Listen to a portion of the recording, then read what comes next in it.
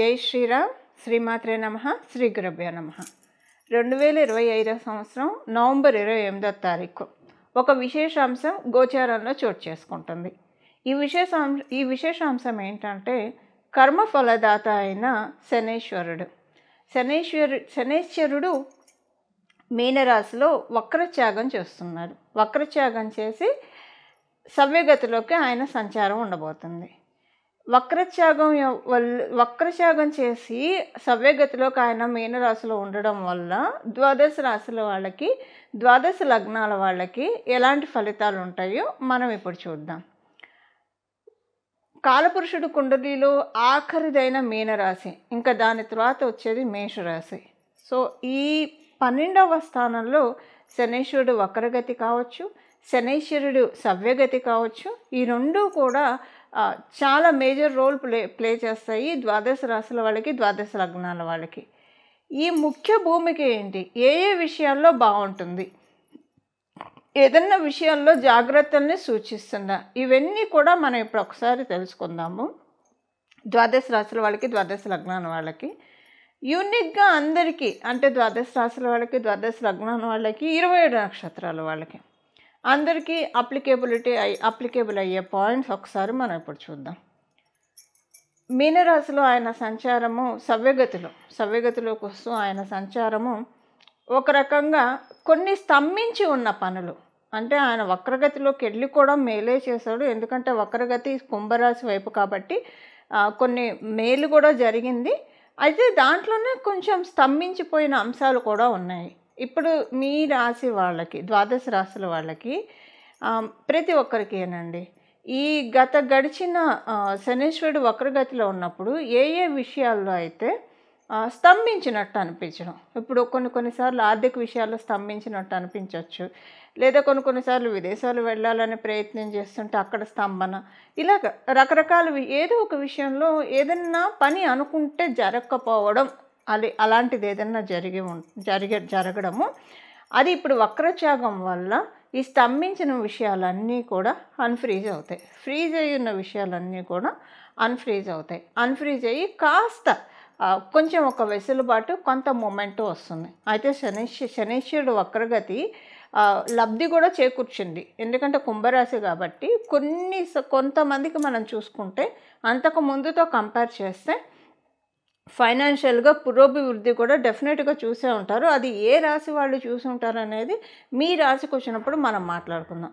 ఇప్పుడు ఏంటంటే ఆయన వక్రగతిలో ఉన్నప్పుడు ఏవేవైతే మైనస్ ఉన్నాయో అవి సవ్యగతిలోకి వచ్చినప్పుడు ప్లస్ అవుతాయి. సింపుల్గా చెప్పాలంటే వక్రగతిలో ఉన్నప్పుడు ఏదైనా విషయంలో మైనస్ అవి ఉంటే అవి ఇప్పుడు ప్లస్ అవుతాయి.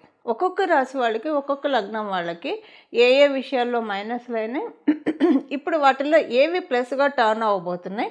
అలాగే మీనరాశిలో సవ్యగతిలో శనీశ్వరుడు సంచారం ఏదైనా శుభాంశనిస్తున్నా, జాగ్రత్తలను సూచిస్తున్నా, వీటికి చేసుకోవాల్సిన పరిహారము అవన్నీ కూడా ఇప్పుడు మనం తెలుసుకోవడానికి తెలుసుకుందాము.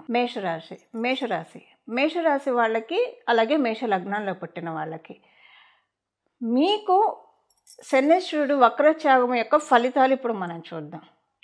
అసలు ఆయన వక్రగతిలోకి వెళ్ళినప్పుడు మీరు ఒక రకంగా ఆయన వక్రగతిలో ఉన్నప్పుడు మీకు మంచి ఫలితాలే మీరు చూశారు. డెఫినెట్గా మీ బిజినెస్లో కావచ్చు, లేదా మీరు చేసే ఉద్యోగంలో కావచ్చు, మార్పులు అయితే డెఫినెట్గా చూస్తారు. మీరు చూసే ఉండాలి. ఈ వక్రగతిలో ఉన్నప్పుడు ఆయన ఏదో ఒక మంచి అయితే చేసే తీరుతాడు. అయితే కొన్నిట్లో ఇబ్బంది కూడా ఉంటుంది. అంటే ఇబ్బంది వేటిల్లో ఉంటుంది, కుటుంబంలో వాళ్ళతోటి మనస్పర్ధలు, మాట పట్టింపులు, వాగ్వివాదాలు, ఇలాంటివన్నీ. అలాగే కొంచెము లోన్ కోసం ప్రయత్నిస్తూ ఉంటే అవి రాక, ఏదైనా లోన్ మీరు తీర్చాలని పెట్టుకున్న డబ్బులు సడన్గా ఏదైనా ఖర్చు అయిపోవడము, ఇలాంటి వాటికి కూడా కాస్త ఆస్కారం ఉన్నది. కానీ మ్యాక్సిమం మంచి చేశాడు మీకు శనీశ్వరుడు వక్రగతిలో ఉంటూ. కొంత ఆరోగ్య సమస్యలు, చిన్న ఆరోగ్య సమస్యలు. ఇప్పుడు ఆయన సవ్యగతిలోకి వచ్చేసాడు. సవ్యగతిలోకి రావడం వల్ల మీకు ఎలాంటి ఫలితాలు ఉంటాయి, ఇంకా ఇప్పుడు ఎలాంటి ఫలితాలను ఆయన ఇవ్వబోతున్నాడు అనేది మనం ఇప్పుడు చూద్దాం. మొదటిగా మీకు ఇంట్లో వాళ్ళతోటి మాట పట్టింపులు, ఇవి కాస్త కమ్ డౌన్ అవుతాయి. కొంచెం మీకు ఏంటంటే ఊపిరి పీల్చుకున్నట్టు ఉంటుంది. ఇదేంట్రా భగవంతుడు అంటే ఇన్నాళ్ళు వక్రగతిలో ఉన్నప్పుడు సుమారు దగ్గరగా ఒక 6-7 నెలలు వేసుకోవచ్చు. ఎందుకంటే ముందు నుంచి కూడా ఇంపాక్ట్ ఉంటుంది కాబట్టి. అంటే అసలు ఎవరితోన్నా మాట్లాడాలంటేనే భయం వేసేట. అది ఇంట్లో వాళ్ళతో చుట్టాలతోనే, ఎక్కువ ఇంట్లో వాళ్ళతో చుట్టాలతో, బంధువర్గం వాళ్ళతోటి ఏం మాట్లాడినా జడ్జిమెంటల్గా చూస్తున్నారు. అసలు బాగా డీప్ హర్టింగ్స్ అయితే అయినాయి వాక్కు విషయంలో. ఒకవేళ మీరు మాట్లాడే తత్వం ఉన్నా మీకు హర్టింగ్స్ ఉంటే, మీరు మాట్లాడకుండా మీ పని మీరు చూసుకునే వాళ్ళైనా సరే కొంచెం కావాలని కిలికి ఇబ్బంది పెట్టిన పరిస్థితులు అయితే మనం ఇప్పటిదాకా చూసాం, మీరు చూశారు. ఇప్పుడు వీటిల్లోంచి బయటకు వస్తారు. వీటిలోంచి బయటకు వచ్చి ముందైతే మీ వెనక ఎలా ఉన్నా సరే మీ ముందైతే మిమ్మల్ని అయితే అనరు కొంచెము. కథ శనీశ్వరుడు ఇప్పుడు మీకు ఏలినాడు శనిలో కూడా ఉన్నారు కాబట్టి శని మహారాజు మీకు పూర్తిగా అనుకూలం కూడా కాదు. అందువల్ల ఏంటంటే ఇప్పుడు మీ ముందు కంటే మీ వెనక కొంచెం ఏమన్నా మాట్లాడుకుంటున్నారేమో అని మీకంటే మిగతా వాళ్ళ ద్వారా మీకు తెలియడము. కానీ ఇది మీకు తెలుస్తుంది. అవతల వాళ్ళు ఇప్పుడు మీ ఇద్దరికి ఉన్న దీన్ని క్యాష్ చేసుకుంటున్నారా లేదా వాళ్ళు వాస్తవం చెప్తున్నారా అది కూడా మీకు తెలుస్తుంది. వాళ్ళు అనట్లేదు, వీళ్ళే దీన్ని అంటే మీకు ఎవరైతే ఇలాగ అనుకుంటున్నారని చేరవేసే వాళ్ళు ఉన్నారో వాళ్ళే ఇప్పుడంటే 2 పిల్లులు కొట్లాడుకుంటే కోతి వచ్చి లాభం, 2 కోతులు కొట్లాడుకుంటే పిల్లి వచ్చి లాభపడినట్టు ఇలా జరుగుతుందా ఏంటి అనేది మీరు అనలైజ్ చేసుకుంటారు. ఎవరు మనవాళ్ళు, ఎవరు పరాయి వాళ్ళు. ఈ అనాలిసిస్ అయితే చక్కగా శని మహారాజు మీకు ఇస్తారు. అలాగే ఫైనాన్షియల్గా కొంత మీకు అనుకూలతలు ప్రారంభమవుతాయి. కానీ ఏంటంటే కట్టేసినట్టు ఉంటుంది. ఫైనాన్షియల్గా అనుకూలతలు ఉన్నట్లే అనిపించినా కొంచెం కట్టేసినట్లు అనిపిస్తుంది. కట్టేసినట్టు అంటే శనీశ్వరుడు మరి 12వ రాశిలో సంచారం చేయడం వల్ల ఇప్పుడు ఈ ఖర్చు అవసరమా ఇలా అంటే మీకు మీ జన్మజాతకంలో ధనయోగాలు బాగా ఉండి మీకు కనుక ఇప్పుడు ఫైనాన్షియల్గా ఇబ్బంది పడే ఇది లేకపోతే కనుక అప్పుడు మీకు ఎలా ఉంటుందంటే ఇప్పుడు అది చూసి ఖర్చు పెడతారు. క్యాలిక్యులేటెడ్గా డబ్బులు ఉన్నా కూడా ఒక డిసిప్లిన్ వేలో వెళ్తారు, ఖర్చు పెడతారు, అవసరమైన చోట ఖర్చు పెడతారు. అనవసరమైన ఖర్చులు కానికుండా ఇప్పుడు శనీశ్వరుడు ఒక ప్లస్ ఇస్తున్నాడు. అదే మీ జన్మజాతకంలో ఇప్పుడు ప్రస్తుతము కొంచెం స్కేర్సిటీ నడుస్తూ ఉంటే ఫైనాన్షియల్ మ్యాటర్స్లో మీ జన్మజాతకంలో స్కేర్సిటీ ఉంటే కనుక మీకు కొంచెం గిజాట్ అవుతుంది. ప్రతి చిన్న ఖర్చు కూడా 1-2 సార్లు చూసుకొని ఆలోచించుకొని వెతుక్కోవాల్సి వస్తుంది. కొంచెం ఈ ఇబ్బంది అయితే ఉంటుంది. అందుకే మనం చివరిలో పరిహారం ఏం చేసుకుంటే వీటిలోంచి బయటపడతారో కూడా తెలుసుకున్నాం. అయితే మీరు రుణ ప్రయత్నాల కోసం ఏమన్నా చేస్తూ ఉంటే, లోన్ రావాలని ఏమన్నా ప్రయత్నం చేస్తుంటే అవి మీకు లోన్ ప్రయత్నాలన్నీ సఫలీకృతం అవుతాయి. దాంతోపాటు మీకు ఏదైనా కొంచెం హెల్త్ ఇబ్బందులు ఏదైనా ఉంటే వాటిల్లోంచి కూడా మీరు బయటపడతారు. ఇవి శనీశ్వరుడు సవ్యగతిలోకి వస్తూ మేషరాశి వాళ్ళకి ఇచ్చే ఫలితాలు. ఇప్పుడు పరిహారం మనం చూద్దాం.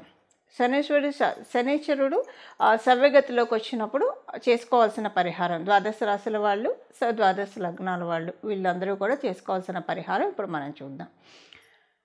ప్రతిరోజు కూడా ఇక్కడి నుంచి మొదలుకొని ఇదేంటంటే చాలా మంచి టైం అని మనం భావించాలి. ఇంకా ఆయన మేషరాశికి వెళ్ళే లోపల మీనరాశిలో ఉన్న ఈ పీరియడ్ ఏదైతే ఉందో ఈ పీరియడ్ని సద్వినియోగం చేసుకోవాలి. దేనికి సద్వినియోగం చేసుకోవాలి? మామూలుగానే 12వ స్థానం అంటే జ్యోతిష శాస్త్రం మోక్షస్థానం అని చెప్తుంది. అంటే మోక్షం ఎప్పుడు వస్తుంది? మోక్షం అంటే మన కష్టాల నుంచి బయటపడటం కూడా మోక్షమే అవుతుంది. దేనికైతే మనం ఇబ్బంది పడుతూ ఉన్నామో వాటి నుంచి మనల్ని ముక్తి కలిగించే రాశి మీనరాశి. మనం జనన మరణ చట్రం నుంచి కూడా బంధ విముక్తులు అవ్వాలంటే మీనరాశినే మనం చూస్తాం. అంటే సహజ కాలపురుషుడు కుండలిలో 12వ రాశి అయింది కాబట్టి. ఇప్పుడు కర్మఫలదాత అయిన శని మహారాజు మీనరాశిలో ఉండడం వల్ల కర్మ బంధనాల నుంచి మనల్ని మనం కాపాడుకోవడానికి, అలాగే ముక్తి పొందడానికి, ఏవైనా ఇబ్బందులు ఉంటే వాటిల్లో నుంచి మనల్ని మనం లిబరేట్ చేసుకోవడానికి ది బెస్ట్ టైం ఇక్కడి నుంచి మొదలుకొని ప్రతిరోజు కూడా 3 సార్లు హనుమాన్ చాలీసా చదువుకోవడము. అసలు ఎప్పుడు కూడా హనుమాన్ చాలీసా చదువుకుంటే చాలా మంచిది. కానీ ఇప్పుడు ఇప్పుడున్న ఈ సిచ్యువేషన్ శనైశ్వరుడు మీనరాశిలో ఉన్నాడు కాబట్టి సవ్యగతిలో మళ్ళీ ఆయన అంటే మళ్ళీ ఆయన మీనరాశిలో ఉన్నప్పుడే మనకి ఇది బెస్ట్ టైం మనము విముక్తులు అవ్వడానికి, కర్మల నుంచి విముక్తులు అవ్వడానికి చాలా మంచి సమయము. ప్రతిరోజు కూడా 3 సార్లు హనుమాన్ చాలీసా చదువుకోవడము. త్రిసంధ్యలలో ఉదయము, మధ్యాహ్నము, సాయంత్రము. అలా కుదరదు, అందరికీ ఆఫీసులకు వెళ్ళే వాళ్ళు ఉంటారు, వ్యాపారస్తులు ఉంటారు, ఎవరి పనుల్లో వాళ్ళు ఉంటారు. అలాంటప్పుడు ఉదయాన్నే లేవగానే స్నానం చేసిన తర్వాత 3 సార్లు హనుమాన్ చాలీసా చదువుకుంటే చాలా అంటే చాలా మంచి ఫలితాలను చూస్తారు. అలాగే మీకు కుదిరితే కనుక ఇది 3 సార్లు అయితే కంపల్సరీ, మీకు కుదిరితే చూడండి 9 సార్లు ప్రతిరోజు హనుమాన్ చాలీసా చదువుకోవడానికి ప్రయత్నించండి. మనకున్నవి 9 గ్రహాలు. సో 9 గ్రహాలు ఒక్కొక్క గ్రహానికి ఒక్కొక్కసారి చప్పున మనం భావిస్తూ 9 సార్లు కనుక ప్రతిరోజు హనుమాన్ చాలీసా ఎవరైతే పారాయణం చేస్తారో వాళ్ళకి సంజీవిని పర్వతాన్ని మన గుమ్మం ముందు తెచ్చిపెడతాడు హనుమంతుడు. ఎందుకు సంజీవిని పర్వతం అంటున్నానంటే, రామాయణంలో మనకి తెలుసు లక్ష్మణస్వామిని సంజీవిని పర్వతాన్ని తీసుకొచ్చి ఆ సంజీవిని అనే మూలికతోటి ఆయనకి మళ్ళీ జీవాన్ని ప్రసాదించాడు హనుమంతుడు. సో మనకి ఈ కష్టాలన్నిటి నుంచి, మన లైఫ్లో ఉన్న కష్టాలన్నీ మృతి చెంది మన లైఫ్లో ఉన్న సుఖాలు, ఇప్పుడు మన జన్మజాతకంలో ఉన్న యోగాలు ఒక్కొక్కసారి ఇన్యాక్టివ్ స్టేజ్లో ఉంటాయి, యాక్టివ్ స్టేజ్లో ఉండవు.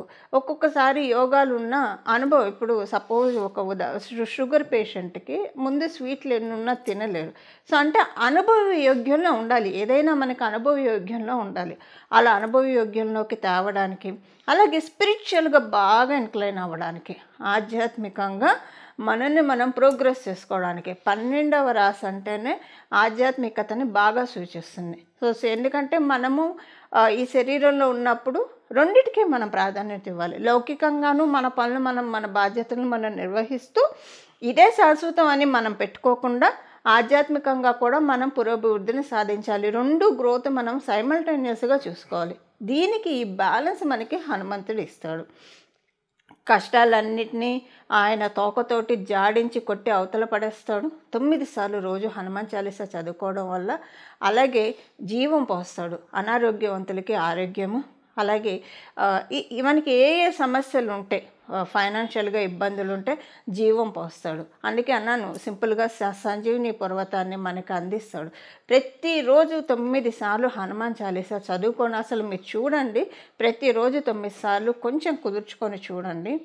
తర్వాత ఈ రిజల్ట్స్ మీరు చూశాక మీరే వదిలిపెట్టరు. ఎందుకంటే మనకి ఎప్పుడూ కూడా మంచి శుభాంశలే మనం కోరుకుంటాం కదా. ఎప్పుడు కూడా లైఫ్లో మనం ఛాలెంజెస్ని అధిగమించుకుంటూ సక్సెస్ని సాధిస్తూ, అలాగే మన లైఫ్ డెఫినెట్గా ఐడియల్గా ఉండేట్టు, 10 మందికి ఆదర్శప్రాయంగా ఉండేట్టు మనల్ని మనం మలుచుకోవాలి. కాబట్టి వీటన్నిటికీ కూడా హనుమంతుడు చక్కగా ఒక కర్టన్ రైజర్ అని చెప్పచ్చు.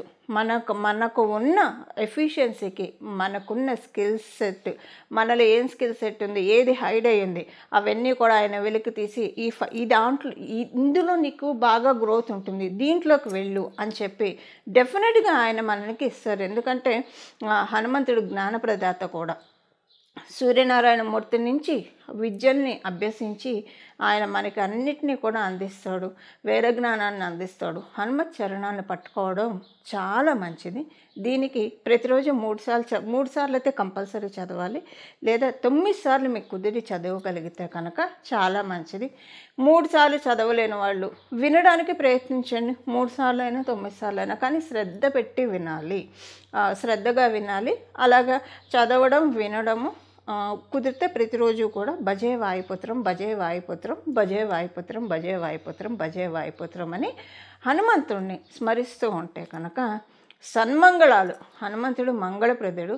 మన జీవితంలో సన్మంగళాన్ని ఆయన చాలామందికి, మీ అందరికీ తెలిసి ఉంటుందండి, హనుమంతుడు ఆరాధించేవాళ్ళు మన కష్టాల నుంచి ఎలా బయటపడేస్తారో, పిలిస్తే పలికే దైవము అని అయితే చెప్పడంలో ఎలాంటి సందేహం లేదు.